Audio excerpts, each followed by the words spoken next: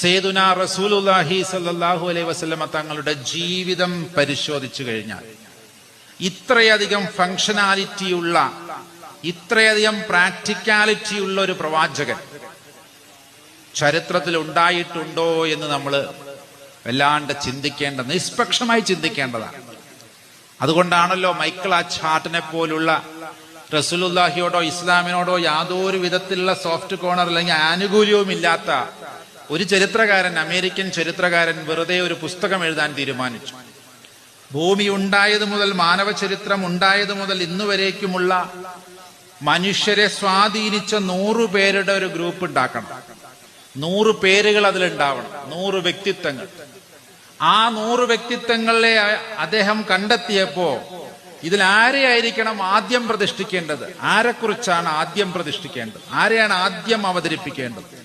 അദ്ദേഹത്തിന് ഒട്ടും താല്പര്യമില്ലാഞ്ഞിട്ട് പോലും അദ്ദേഹം ഒന്നാമതായി വെച്ചത് മുഹമ്മദ് മുസ്തഫ സല്ലല്ലാഹു അലൈഹി വസല്ലമ തങ്ങളെയാണ്. ആ താഹ റസൂലിനെയാണ് ആദ്യമായി വെച്ചിട്ടുള്ളത്. അതിനുശേഷമാണ് മറ്റു പലവരും കടന്നു വരുന്നത്. എന്തായിരുന്നു അതിന്റെ കാരണമെന്ന വിമർശന ലോകം അദ്ദേഹത്തോട് ചോദിക്കേണ്ടായി. വിമർശനങ്ങൾ വരുമല്ലോ എന്തായാലും. ഒരുപക്ഷെ അദ്ദേഹത്തെക്കാൾ എത്രയോ കാര്യങ്ങൾ പറഞ്ഞ മറ്റവരുണ്ടാവും എന്നൊക്കെയുള്ള ചോദ്യങ്ങൾ വന്നു. പക്ഷെ അദ്ദേഹം ഒരു കാര്യം പറഞ്ഞു, എനിക്ക് ഇഷ്ടപ്പെട്ടിട്ടൊന്നുമില്ല ഞാൻ അങ്ങനെ 1-ാം സ്ഥാനം കൊടുത്തത്.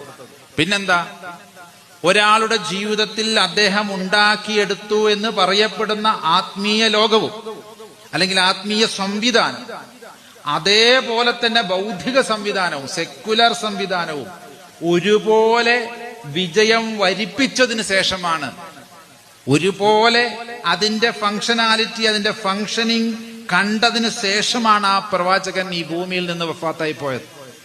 അദ്ദേഹം മരിക്കുന്ന സമയത്ത് ആ ദിവസങ്ങളിൽ ഒരുപക്ഷെ അദ്ദേഹത്തിന് നമസ്കരിക്കാൻ വേണ്ടി മദീന പള്ളിയുടെ ഉള്ളിലേക്ക് പോകാൻ സാധിച്ചിട്ടില്ല എന്നാണ് ചരിത്രകാരന്മാർ പറയുന്നത്. എന്നാൽ ഒരു ജനൽ തുറന്നിട്ടാൽ ആ ജാലകത്തിലൂടെ അവിടെ നടക്കുന്നത് മുഴുവൻ അദ്ദേഹത്തിന് കാണാം.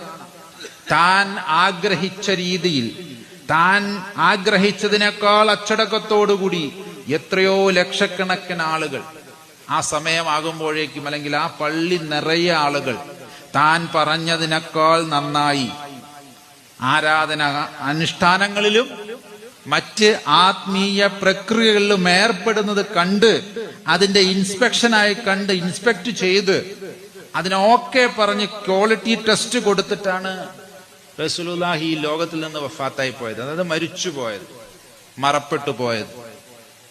അങ്ങനെ പല പ്രവാചകന്മാരുടെയും ജീവിതത്തിൽ അനുയായികൾ പറഞ്ഞതുപോലെയൊന്നും അനുസരിച്ച് കണ്ടിട്ടൊന്നുമല്ല പലരും വിടവാങ്ങി.